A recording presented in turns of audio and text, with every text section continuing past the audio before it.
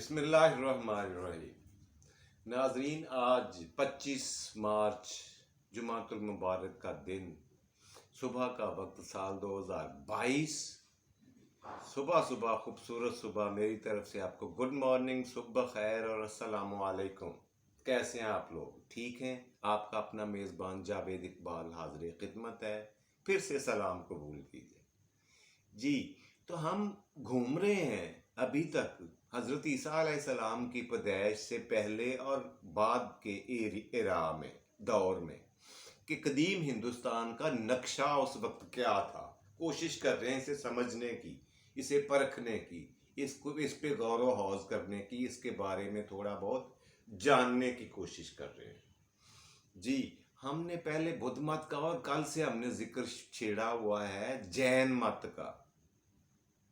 जैन मत बुद्ध मत के दौर में ही, कहते हैं कि शहजादा गौतम के दौर में ही शुरू हो चुका था। कल मैंने आपको इसकी पहली किस्त पार्ट 1 बता दिया। आज पार्ट 2 में कोशिश करूंगा इसे कवर करके इसे भी क्लोज कर दें और आगे चलें कि यूरोपियन यानी यूनान से कैसे लोग आए हिंदुस्तान में, क्यों आए, उस पे बात इंशाअल्लाह कल से शुरू होगी। लेकिन आज इसे मुकम्मल कर लें। हुआ ये था जी कि ये मगध जो था, इनका गढ़ था जैन मत के यानी जैनियों के मानने वालों का, पैरोकारों का। और वहां पे एक साल मैंने आपको बताया था, बड़े जोर का खुश्क साली की वजह से कहत का समा पैदा हो गया और वहां से बहुत सारे लोग नकल मकानी करने पर मजबूर हुए। उनमें जैनी लोग भी ज़ाहिर थे। इस जैन मत के जो फॉलोअर थे, मानने वाले थे, वो भी वहां से नकल मकानी करना पड़ी उन्हें। और शुमाली हिंदुस्तान से उठकर जनूबी हिंदुस्तान यानी दक्कन देश जिसे कहा जाता था, या दक्कनी हिंदुस्तान को, हिमाचल के जनूब की तरफ वहां चले गए। और उसमें भी ख़ास तौर पर इन्होंने जो सूबा मुंतखब किया, जो इलाका अपनी रहायश के लिए, या जिस इलाके ने इन्हें कबूल किया, उसका नाम था कर्नाटक। आजकल उसको कन्नड़ा और मैसूर दो हिस्सों में तकसीम किया गया। कर्नाटक देश को आजकल दो हिस्से हैं, कन्नड़ा और मैसूर। वहां पर इनकी आबादकारी का काम हुआ, जैन मत वालों का, जैनियों का। और इन्होंने वहां पे अपने रोजगार और माश की तलाश तो जारी रखी ही थी, लेकिन पुराने वक्तों में इंसानी ज़रूरतें भी बहुत ज़्यादा नहीं थी, ख्वाहिशात नहीं थी, अमीर बनने की दौड़ नहीं थी, इसलिए उनकी ज़रूरतें आसानी से पूरी हो जाती थीं और हमारी कभी नहीं होती। इस पे कभी बात करेंगे इस टॉपिक पे कि क्यों नहीं होती, वजह क्या है। हमारी ज़रूरतें देखिए, ज़रूरत जो है वो फ़कीर की भी पूरी हो जाती है, और जो ख्वाहिश होती है ना, ख्वाहिशात, वो बादशाहों की भी पूरी नहीं होती, मरते दम तक नहीं होती। जो ज़रूरियात होती है ना ज़िंदगी की, एसेंशियल्स ऑफ लाइफ, वो एक फकीर की माड़े से माड़ा जो गधागर है वो भी पूरी कर लेता है। खैर, इस पे तफसील से किसी दिन बात करेंगे। बात में दूसरी तरफ निकल जाएगी। बात हो रही थी जैनियों की।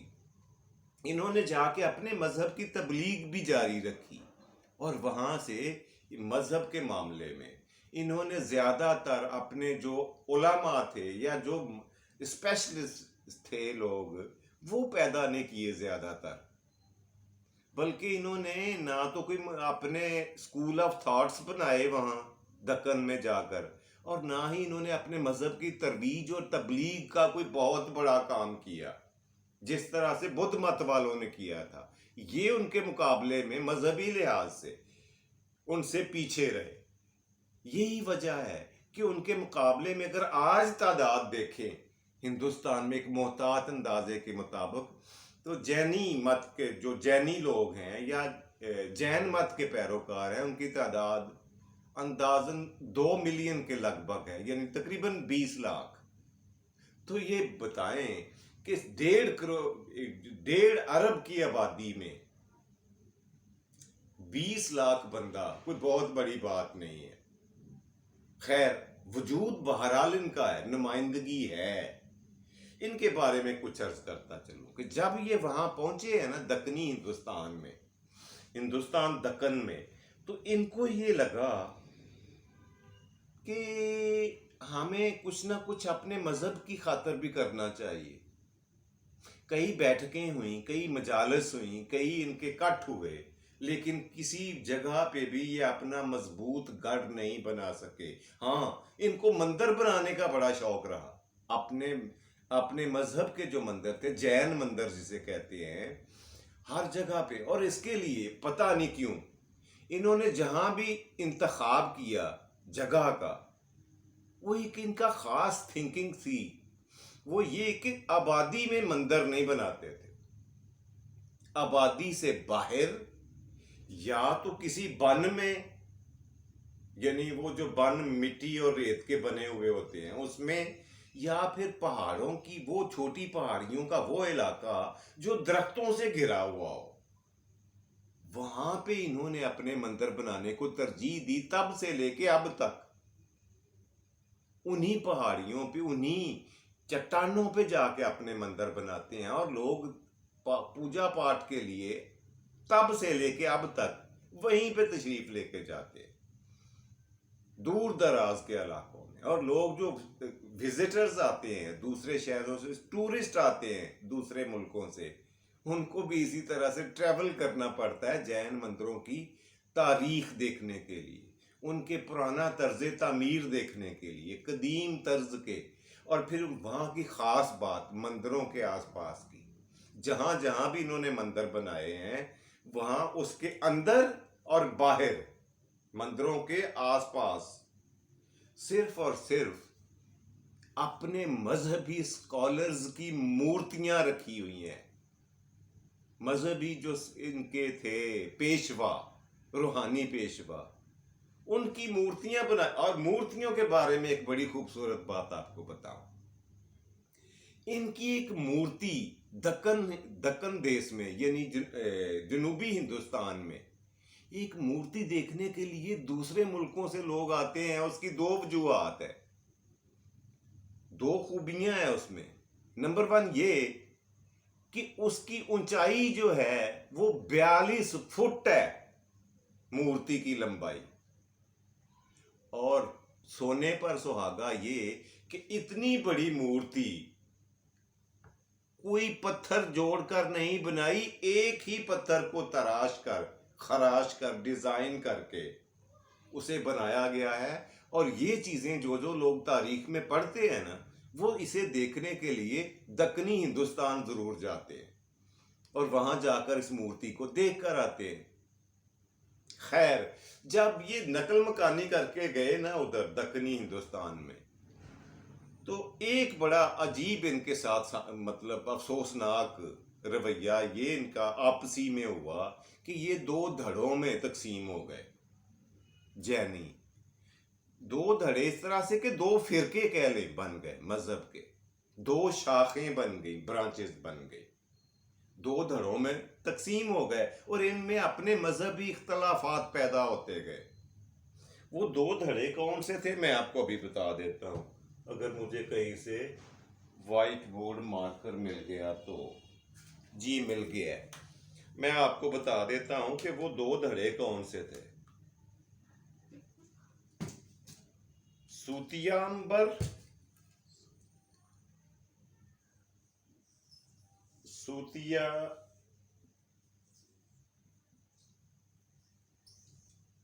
ایک ان کا بہت بڑا فرقہ یہ سامنے آیا جی وہاں جا کر، سوتیامبر. اور دوسرا جو فرقہ ان کا سامنے آیا وہ تھا، اس کا نام ایک تو سوتیامبر تھا اور دوسرا اندازن تھا اس کا نام ڈگامبر. ڈگامبر.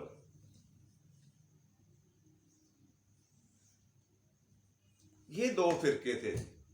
یہ جو سوتیامبر تھے نا لوگ اس فرقے کے، وہ آج بھی اور تب بھی اور اب بھی سفید رنگ کا لباس پہنتے ہیں، اور وہ دور سے ہی نظر آ جاتے ہیں کہ یہ ہندو جو ہیں یہ ستیامبر ہیں، اور یہ جو ڈگامبر ہیں ان کا لباس عریانی ہے۔ مطلب وہ اس کے بارے میں ہم زیادہ بات نہیں کریں گے۔ بہرحال دونوں فرقے ان کے تب بھی تھے اور اب بھی موجود ہیں۔ اچھا، ان کی تعلیمات، بنیادی تعلیمات بدھ مت کے بڑا قریب رہی ہے۔ روح کے بارے میں ان کا بھی یہی نظریہ ہے کہ روح جو ہے نا وہ بار بار پیدا ہوتی ہے اور بار بار مرتی ہے۔ ایک دفعہ جو روح انسانی جسم سے نکلتی ہے وہ پھر دنیا میں آتی ضرور ہے، اب وہ کس شکل میں کس جسم میں آئے گی یہ نہیں پتا۔ یا تو ہو سکتا ہے وہ انسانی شکل میں آئے یا حیوانی شکل میں آ جائے، وہ کوئی چرندہ، کوئی پرندہ، کوئی درندہ، کوئی حیوان بن کر آ جائے، اس میں ہماری روح آ سکتی ہے، اور یہ روح شروع سے ہے آخر تک رہے گی اور بار بار آتی اور جاتی رہے گی۔ دوسری جو اہم بات ہے ان کے عقیدے کی وہ یہ ہے کہ بہت دیالو ہے، مطلب کرم کہہ لیں آسان اردو میں، کرم یا مہربانی یا نوازش اتنی کرتے ہیں کہ یہ اپنے مذہب اور عقیدے کے مطابق چھوٹے سے چھوٹے جانور کو بھی جان بوجھ کر قتل نہیں کرتے، مارتے نہیں ہیں، اور یہ خیال کرتے ہیں، یہ سوچتے ہیں کہ اگر ہم نے انہیں قتل کر دیا تو ہو سکتا ہے کل کو ہماری اپنی روح اسی طرح کے کسی جانور کے جسم میں پیدا ہو کر پھر سے آئے اور پھر اسے کوئی قتل کر دے تو پھر کیسا لگے گا ہمیں۔ اسے کہتے ہیں جی یہ دیالو تھے، دیال کے معاملے میں ان کا جو کردار ہے، رویہ ہے، وہ بڑا اونچا اس لحاظ سے ہے، مگر اسی چکر میں، اسی عقیدے کے پیش نظر یہ خطرناک درندوں کو بھی قتل نہیں، مطلب سانپ کو، بچھو کو یا بھیڑ وغیرہ کو بھی نہیں چھیڑتے، کبھی نہیں ماریں گے اسے، جان سے نہیں ماریں گے، بس ڈرا دھمکا کر بھگا دیں گے اور کچھ نہیں۔ اس کے بعد یہ ہوا تقریباً 400 سال گزرنے کے بعد، 4 صدیاں گزرنے کے بعد ان کو نا یہ ہوا کہ ایک ان کے بہت ہی روحانی اور مذہبی پیشوا کا جنم ہوا۔ انہوں نے ان کی کوشش کی اختلافات ان کے ختم کرانے کی، دونوں فرقوں کی، لیکن وہ کامیاب نہیں ہوئے، اور آج تک بجائے کم ہونے کے، بجائے اس کے کہ وہ دونوں فرقے آپس میں مل بیٹھ کر بدھ مت کی طرح اپنے اختلافات ختم کر کے کسی مجالس میں بیٹھ کر یا کسی محفل میں بیٹھ کر یا کسی کٹھ یا تبلیغی اجتماع میں بیٹھ کر ان کا خاتمہ کرتے، ایسا نہیں کر سکے۔ انہوں نے اس سلسلے میں اپنے پیشواؤں کو اور اپنے جو اسکالرز ہیں ان کو بھی پیچھے چھوڑ دیا، ان کی بھی سنی انسنی کر دی، اور نتیجہ یہ ہوا کہ پھر 2 سے چھوٹے چھوٹے کئی گروہ بنتے گئے۔ پہلے تو 2 بڑے فرقے تھے، اور پھر چھوٹے چھوٹے اختلافات نے ان کو مزید ڈیوائیڈ کر دیا، فردر ان کو تقسیم کر دیا چھوٹے چھوٹے دھڑوں میں، فرقوں میں، اور یہ بڑھتے چلے گئے۔ اب دیکھیے یہ سلسلہ کب تک چلتا ہے، لیکن ان کا وجود چاہے تھوڑا ہے، آٹے میں نمک برابر ہے، لیکن ہے ضرور ابھی بھی ہندوستان میں۔ جی یہاں پہ اسے جین مت کو کلوز کرتے ہیں اور بڑھتے ہیں اگلے سیگمنٹ کی طرف۔ آج کا اگلا سیگمنٹ ہے جی روزانہ کی طرح آپ کو پتا ہے آج کا لفظ۔ جی آج کا لفظ ہم پڑھنے جا رہے ہیں بڑا مزے کا، بہت پیارا، یہ میں لکھنے جا رہا ہوں جی آج کا لفظ۔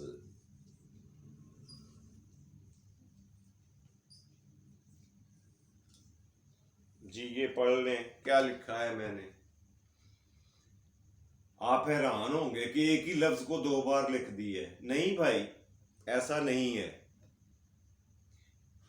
پہلے تو یہ نوٹ فرما لیں کہ یہ فارسی کا لفظ ہے. دوسری بات یہ نوٹ فرما لیں کہ ایک میں یہ جو زیر ہے نا اس کے اوپر زبر ہے اور ایک کے اوپر پیش ہے. اب دیکھیں ایک زبان ہے اور دوسرا زبان. زبان اور زبان دو علیحدہ علیحدہ الفاظ ہیں. جی آپ کو حیرت ہوئی ہے نا؟ مجھے بھی اسی طرح سے ہوئی تھی یہ جان کر کہ یہ جو زبر والی ہے نا،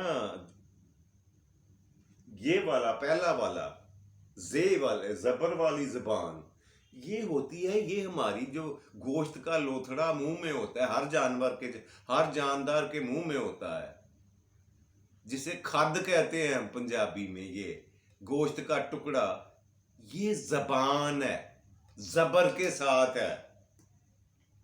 اور جو لینگویج، اچھا اس کو آسان اردو میں کیا کہیں گے زبان کو؟ یہ پنجابی میں جیب کہا جاتا ہے، ایسے جیب. اردو میں سے جب کہہ لیں، یہ لفظ اس کے لیے استعمال ہوتا ہے، جب. جی تو اگلا جو لفظ ہے پیش کے ساتھ، جہاں پہ زے کے اوپر پیش ہے، اس کا مطلب لینگویج ہوتا ہے، یعنی بولی جانے والی روزمرہ بات چیت کرنے والی جو گفتگو کرنے کی جو سٹائل ہوتا ہے یا جو طریقہ کار ہوتا ہے اسے زبان کہتے ہیں. امید ہے آپ اس نئے لفظ کو یاد رکھیں گے اور اس کو کوشش کریں کہ استعمال بھی کیا کریں. جی تو آج کے پروگرام کا تیسرا اور آخری سیگمنٹ، آج کی بات. کیا بات کریں آج کی؟ آپ بتائیں، آپ بھی کوئی بات بتایا کریں نا، آپ بھی تو چپ کر کے سنتے رہتے ہیں. بات یہ ہے کہ کچھ لوگوں کو آپ، میں، ہم سب اتنے خلوص سے، اتنے پیار سے، اتنے محبت سے اپنے پلکوں پر بٹھاتے ہیں، اپنے سر پر بٹھاتے ہیں، اپنی آنکھوں پر بٹھاتے ہیں، اپنی آنکھوں میں بسنے کی جگہ دیتے ہیں. مگر کتنا دکھ ہوتا ہوگا جب وہی شخص جس کو آپ نے پورے خلوص کے ساتھ اپنی آنکھوں میں بسایا تھا، وہی آپ کی آنکھوں کو اندھا کر کے نکل جائے، آپ کو نابینا بنا دے، تو پھر کیا محسوسات کیا ہوتی ہوں گی انسان کی؟ ذرا سوچئے گا. بات مختصر سی ہے مگر بات ہے گہرائی کی. جی تو جاتے جاتے پروگرام کا وقت تو ختم ہو گیا ظاہر ہے، تو جاتے جاتے میں اپنے سیانے بابا جی کی بات نہ کروں تو پروگرام کے خاتمے کا بھی مزہ نہیں آتا. سیانے بابا جی سے میں نے کہا بابا جی کوئی شعر سنائیں. انہوں نے کہا لے پتر سن شعر. میں نے کہا جی فرمائے. کہتے ہیں یہ جو تیرے ہونٹوں پہ اداسی اور آنکھوں میں نمی ہے، یہ جو تیرے ہونٹوں پہ اداسی اور آنکھوں میں نمی ہے، دودھ پیا کرو کیلشیم کی کمی ہے. یہ تھا جی بابا جی کا فرمان جو میں نے منوان آپ کو سنا دیا، شعر کی شکل میں شعر سنایا انہوں نے. یقیناً آپ محظوظ ہوئے ہوں گے. اللہ تبارک و تعالیٰ سے دعائے خیر ہے کہ آپ کو آسانیاں عطا فرمائے اور آسانیاں تقسیم کرنے کی توفیق دے. اپنا اور اپنے پیاروں کا ڈھیر سارا خیال رکھیے گا. اپنے میزبان جاوید اقبال کو دیجیے اجازت. فی امان اللہ. پاکستان زندہ باد.